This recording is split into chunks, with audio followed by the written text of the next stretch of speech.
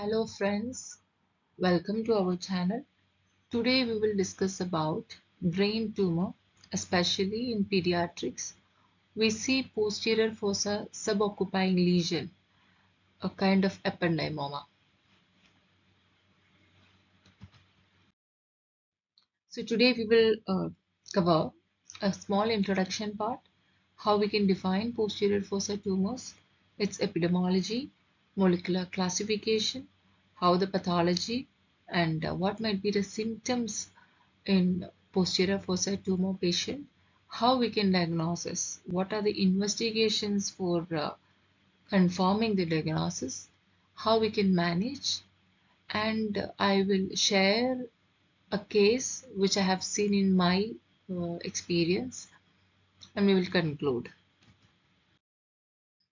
Introduction.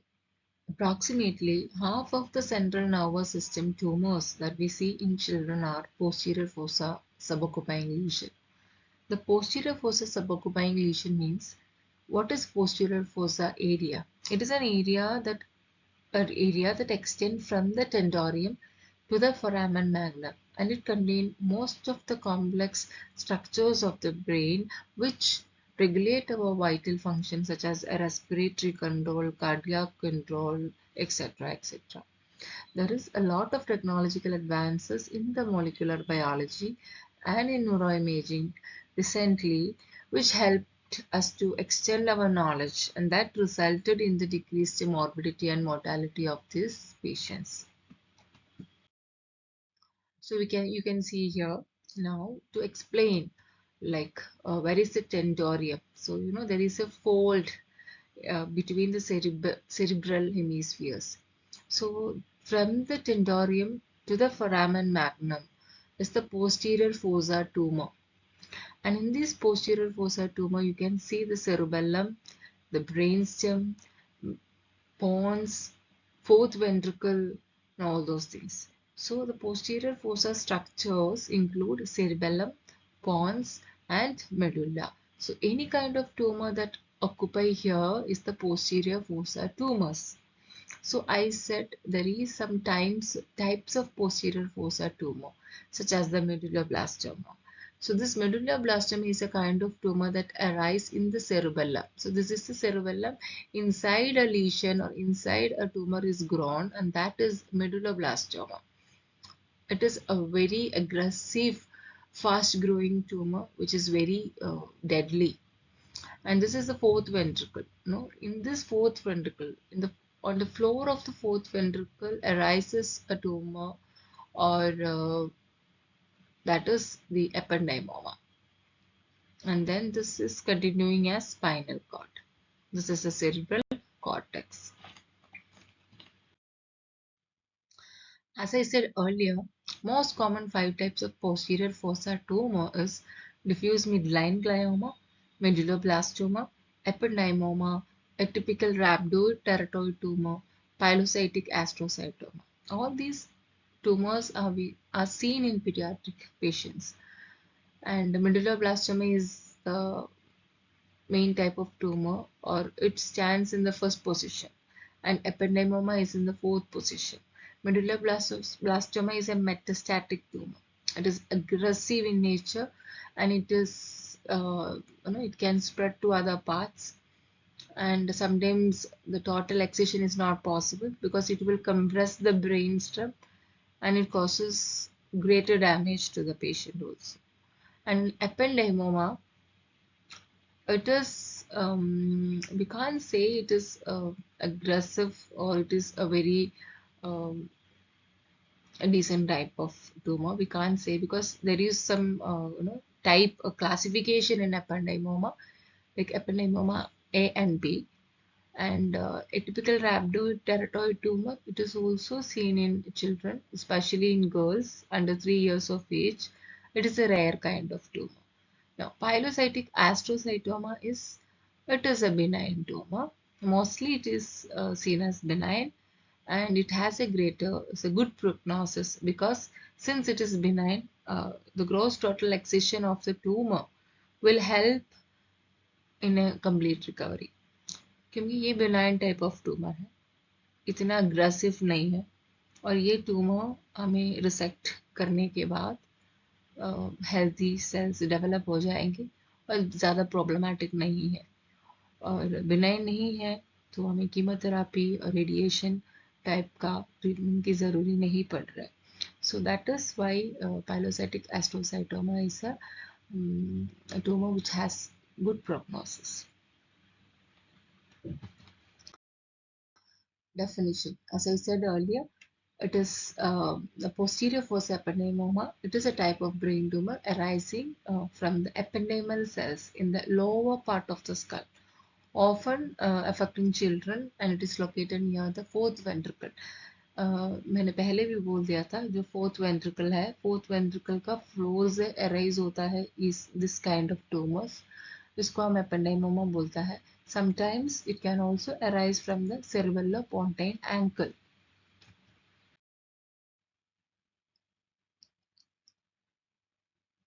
Now, epidemiology, it is common in men, and posterior fossa A ependymoma, it is much more common in infants and in children. It is more aggressive in nature. A type is more aggressive in nature, and cure is also very difficult because recurrence can be there in A type tumor. So multiple surgeries are needed because once it is resected, sometimes it will come again after few years. So chemo radiation doesn't play much role, but still we are providing radiation and chemo in posterior fossa A type ependymoma. Etiology and not, but still we say environmental factors, genetic hereditary factors, like the cause of all the other type of carcinoma. Here also we consider these etiology for the occurrence of ependymomas. Now the molecular classification. Posterior fossa ependymomas are classified into two main molecular groups. As I said earlier, A group and B group. In epifactor, H3K27ME3, which is responsible for the development of cells. So it is more aggressive in nature, and complete cure is not possible, fully not possible in the case of posterior fossa group A, which is seen in young children. And posterior fossa B type, it occurs in older children and adults. It retains H3K27ME3 protein factor. It has a better prognosis. Now, pathology and histology. Under the microscope, when we examine this kind of ependymomas, we can see small round cells forming perivascular pseudoreseps. Means cells are arranged around the blood vessels. When the cells are arranged around the blood cells, we can say it is what kind of ependymoma it is. Occasionally, true ependymomal rosettes, that is cells forming a hollow ring around a central space. So variable mitotic activity and microvascular proliferation is also seen. So about pathology and histology, we can see perivascular pseudo rosettes. And the symptoms, how we can, what might be the symptoms in posterior fossa tumor patient? Vomiting. First most symptom is vomiting. The patient has vomiting, headache, especially while when they get up in the morning, because in a lying down position, the venous drainage is not happening properly, and there will be increased intracranial pressure inside the brain that can cause headache and projectile vomiting. Balance problem and coordination difficulties will be there because since it is posteriorly located, which is causing difficulty or disturbances into the posterior fossa structures, which has a vital role in maintaining balance, such as cerebellum. So when the tumor is causing problem in these main structures, that will affect the function associated with the structure. Changes in the vision, double vision might be there. Hydrocephalus, which may present as an enlarged head in infants. Torticollis. Torticollis means the baby will be turning head to one side. They might be having walking difficulty. They have a slow development, delayed milestones. An increase in head size, neck pain can be there. A mnemonic of cerebellar disease, Danish, like dysdiadochokinesis, ataxia, nystagmus, intention tremor, scanning, or slurred speech, hypotonia. So these will be there in the patient who has a posterior fossa tumor, because the cerebellar or the main structure is in the posterior region. When a tumor or when a lesion is arised there, they will cause problems in the function associated with the structures there. So we can learn using a mnemonic such as Danish. And what is dysdiadochokinesis? When the patient is asked to place one hand on top of the other, we can ask the patient, we are having a patient with a cerebellar problem or a posterior fossa tumor. If you want to check if there is a cerebellar, bilateral cerebellar signs positive, we can ask the patient, you please place one hand on top of the other and ask the patient to repeatedly and quickly pronate and supinate one hand. And in cerebellar disease, they will have problem, they will do in a very slow motion and it will be clumsy also. So from that we can identify the patient has some problem in the cerebellar region. Diagnosis: neurological examination to assess the balance, coordination, reflexes, cranial nerve function. Before neurological examination, we get history, and from the patient, if the patient is conscious, otherwise from the relative we will get the history, how the patient is doing and what might be the symptoms the patient is having. Is there any problem regarding the balance? And balance also can be assessed by the neurological examination, and the cranial nerve function will help us to understand how the cranial nerves, the 12 cranial nerves, are functioning. Is it in normal, within normal limits? The neuroimaging MRI typically shows a heterogeneous mass in or around the fourth ventricle. So always the ependymoma arises from the floor of the fourth ventricle. So we can see a mass is developed from the floor of the fourth ventricle or the cerebellopontine area. And after the molecular pathophysiology, after checking in the molecular physiology, we will be able to understand whether it is an ependymoma type A or type B. And surgical resection. Surgical resection for the diagnosis means हम biopsy के लिए tissue collect कर देंगे.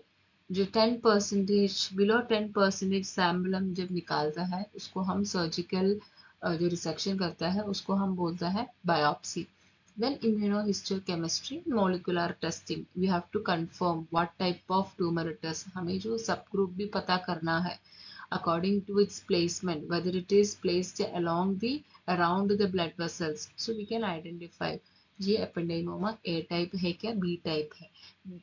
Based on the A type B type category, we take the medications, or we take the, or we prefer, or we plan the management. Management, we have gross total resection of the tumor, near total resection of the tumor, subtotal resection of the tumor.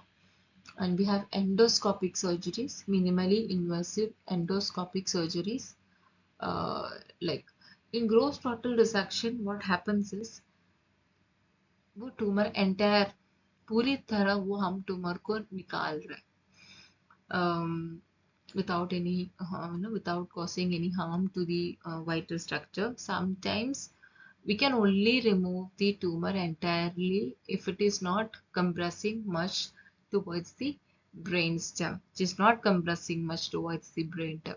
जो brain stem को ज़्यादा compress कर रहा है तो हम पूरी तरह से ट्यूमर निकाल नहीं पाएंगे, उसको हम ग्रोस टोटल रिसेक्शन नहीं बोलेंगे, हमें नियर टोटल रिसेक्शन ही कर पाएंगे.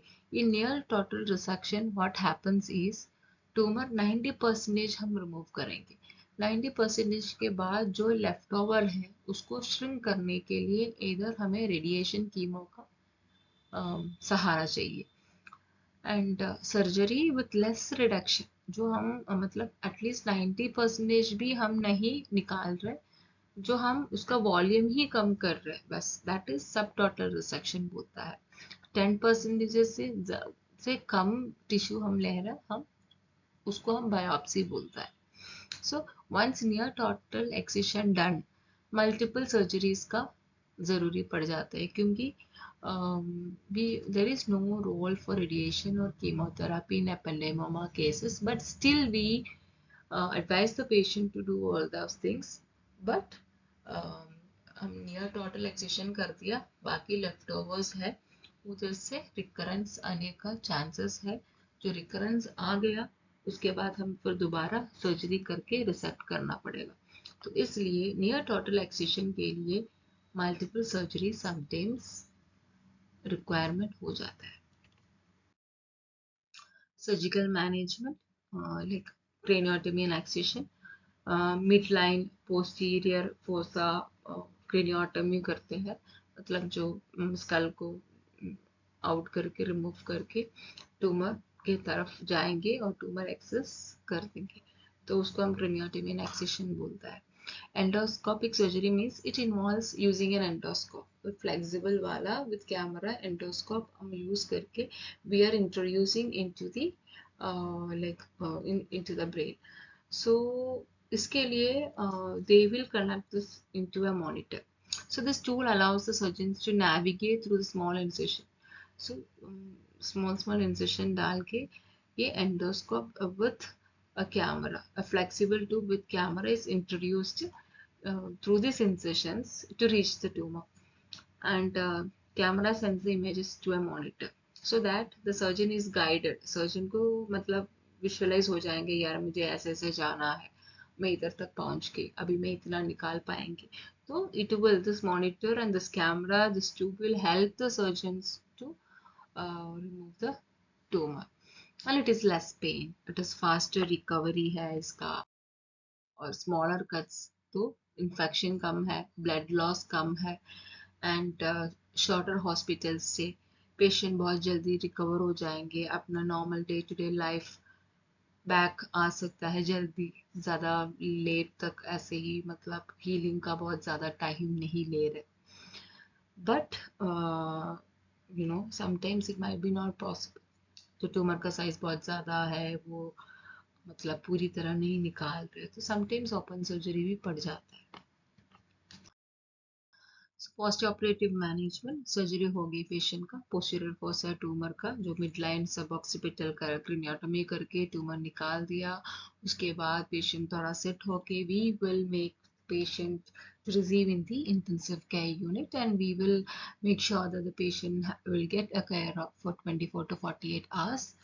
हमें पेन मैनेज करना, इतना बड़ा वुंड है, एक छोटा सा भी इंसिशन हमें बहुत ज़्यादा ही तकलीफ में डाल देता है, तो हमें पेन मैनेज करना है। तो पेन मैनेजमेंट में यूजुअली हमारा व्हाट सेटअप्स में क्या देते हैं, we usually prefer to give the Ketanov, paracetamol IV injections, and एक दो दिन के बाद फिर फ्लेक्सोन आ जाएंगे, पैरासीटामोल क्रोजिन आ जाएंगे, तो ये सब दे देते हैं। कोर्टिकोस्टेरॉइड, हमें पता है छोटा सा एक इंसिशन और छोटा सा एक वुंड हमारा शरीर में कहीं पे भी हो गया तो there will be a swellings हो जाता है। So when we are making a major incision to remove a tumor from our brain, of course there will be swellings. So to treat that, we are giving corticosteroid, and prophylactic antibiotics are given. Exposure है यार, definitely हमारा शरीर बाहर के atmosphere में expose हो रहा है, so there is chances of getting infection with the wound and to the exposure to the microorganism and everything. So prophylactically, we will be giving antibiotic to the patient. Now, what setups we are giving? Cibactam, amikacin, metrogel. Sometimes, if it is not managed with this kind of this type of antibiotics, then we have to give higher anti-epileptic. तो सिरका है operation, problem जो सिरका है, तो there is brain electrical activity sometimes affect हो जाएंगे, so there is chances of occurrence of seizures. So we have to give anti-epileptic. Usually we are giving Livera nowadays, Eptoin, Livera, carbamazepine, uh, oxcarbamazepine, like so many antiepileptics are there. So on a longer run, we are giving Livaras. Blood clot prevention, DVT prophylaxis necessary. क्योंकि जो clot बन गया, sometimes brain tumour patient में weaknesses का chances है, जो weakness हो गया, पैराप्लेजिया हो गया, तो उनका मूवमेंट में दिक्कत हो जाता है, ब्लड क्लॉट होने का चांसेस है. So DVT prophylaxis we have to make sure. Wound care, surgery हो गया, हमने पेशेंट को भी रिसीव कर दिया, but make sure that aseptic technique follow करके प्रॉपर ड्रेसिंग्स हो रहे पेशेंट के लिए. Chemotherapy, when it is ineffective, chemotherapy ineffective है children में, but still we prefer radiation therapy is to shrink the remaining tumor cells 20 to 30 minutes for over 4 to 8 weeks. Radiation therapy is given. Proton beam therapy ज़्यादा effective है, वो healthy sales को spare करेंगे, but in the case of radiation therapy one demerit is that it will cause harm to the healthy cells also. So it is not at all destroying the cancer cells, but the surrounding healthy cell is also destroyed. That is one demerit disadvantage of radiation therapy.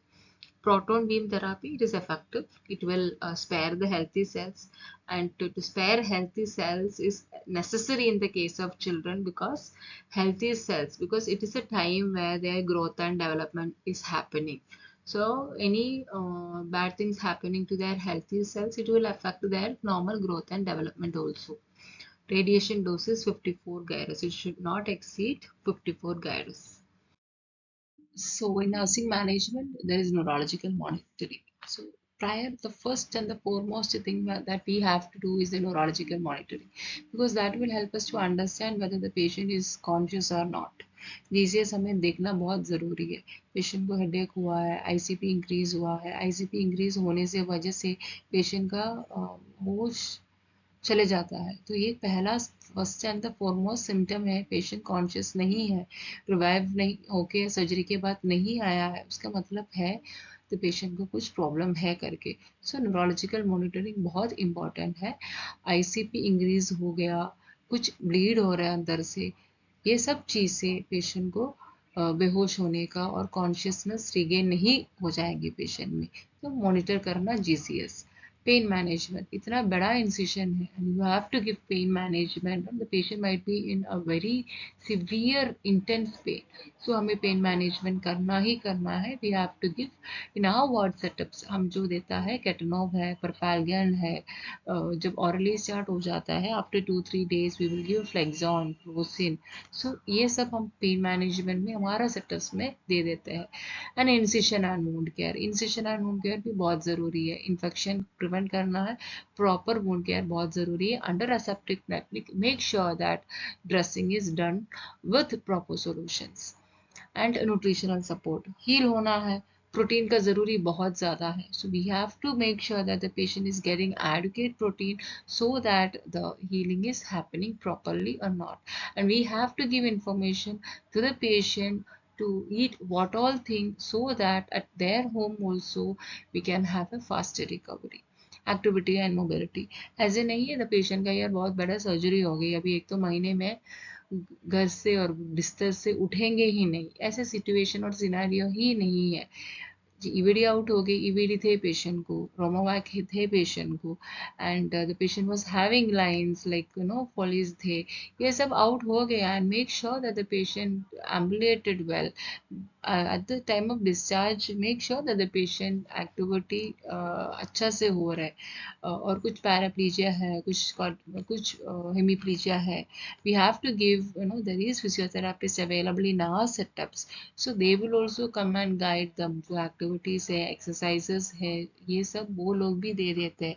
And we have to inform them, we have to give information regarding how important a hemiplegic patient को activities and exercise करना and करवाना उनका अच्छा recovery के लिए. Medical management, बहुत medications चालू रखना पड़ जाता है, स्पेशली एंटी एपिलेप्टिक्स हो गया, स्टेरॉइड मैनेजमेंट हो गया, तो हमें मेडिकेशन मैनेजमेंट बहुत ज़रूरी है.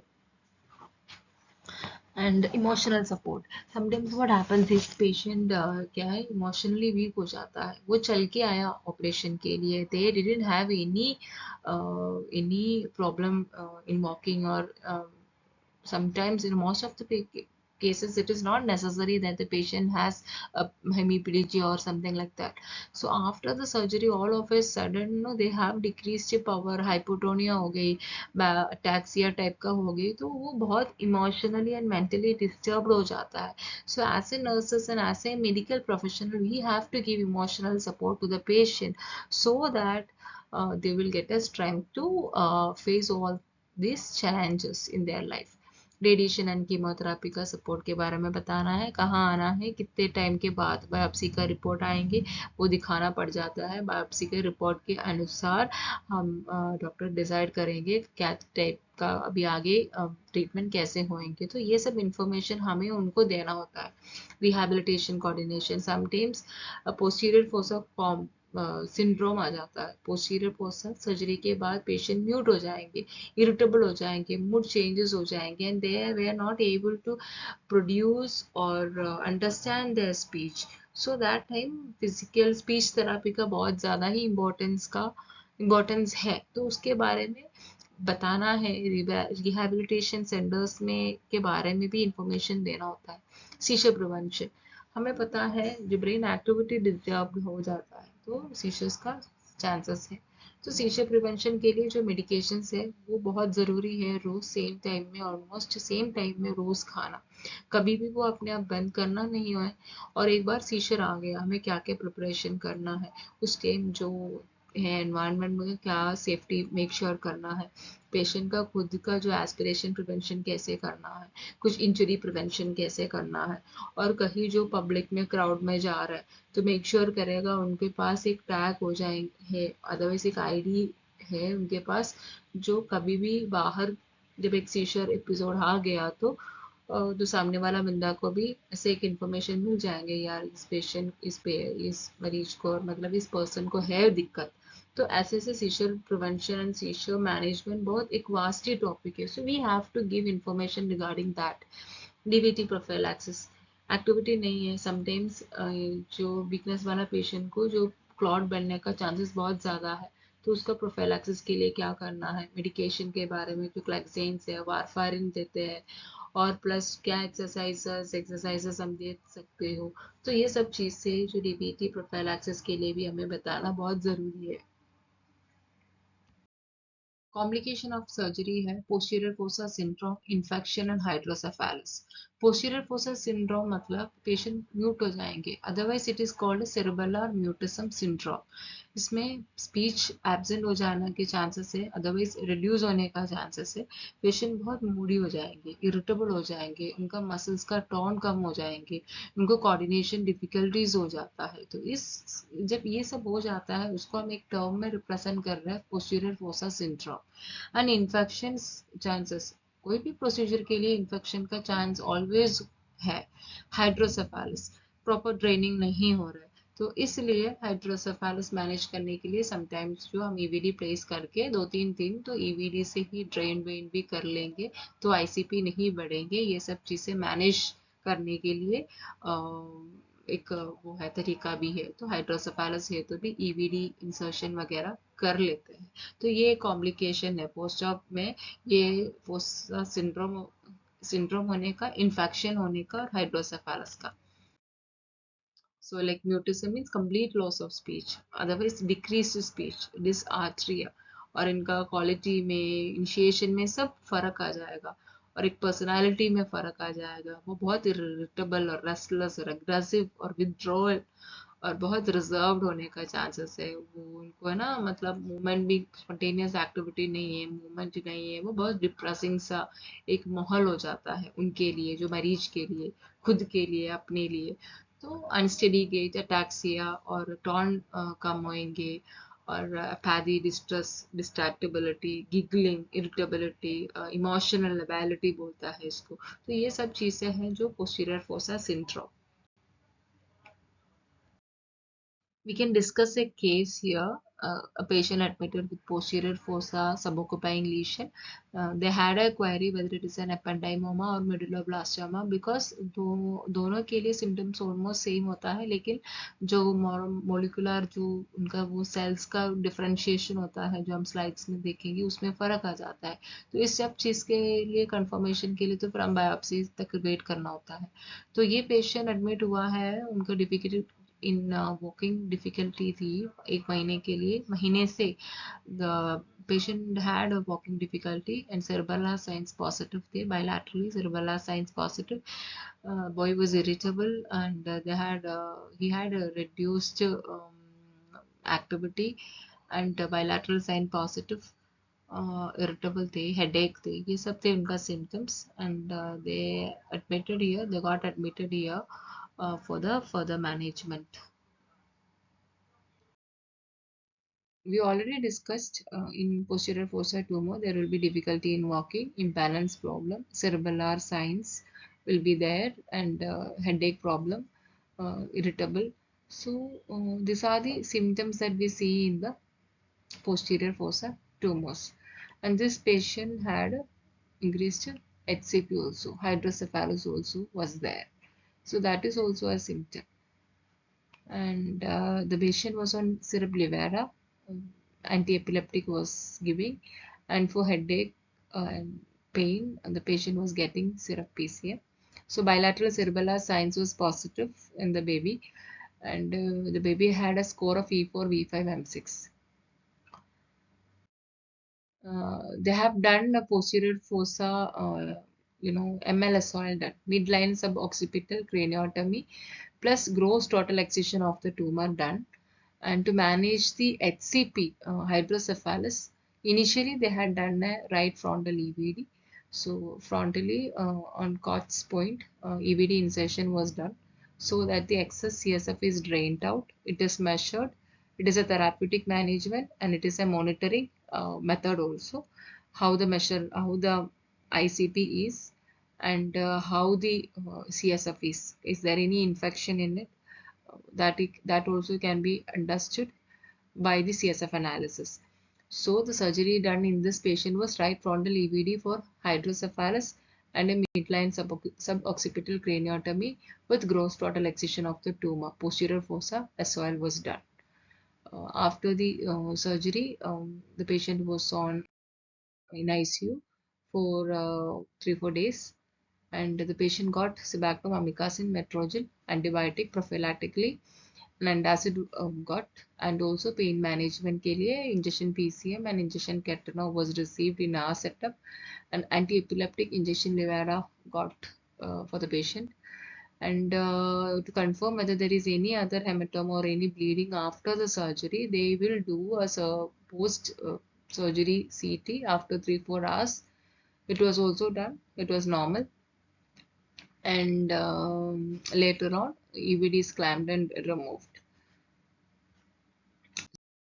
So survival and prognosis in this kind of tumors is it depends upon the location, its molecular type. Location in the sense if it is inside the very close to the brain stem. All these regions are very critical.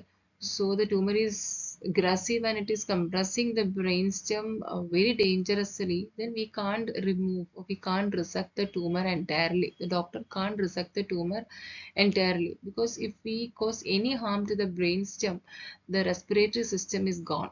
The cardiac system is gone.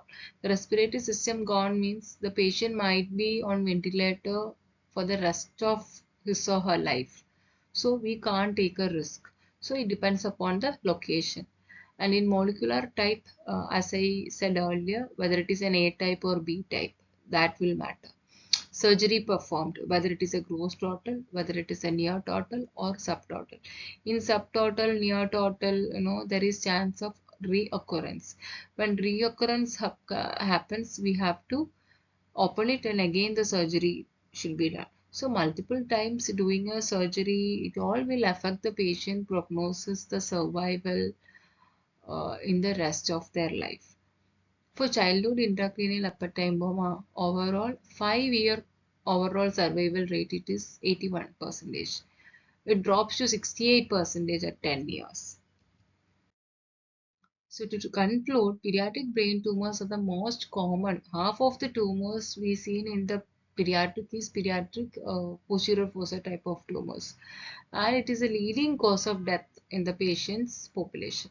So the respective imaging features like CT, CMR, or the advanced imaging studies that achieved in this golden era is help us to understand or to diagnose this priorly, promptly, early, and likewise we can give appropriate treatment to the patient, and the morbidity and the mortality is reduced to a greater extent. Thanks for the advancement in the medical field for that. So these are my references. If you all like my class, please subscribe to my channel. Thank you so much. Let's see in another video soon.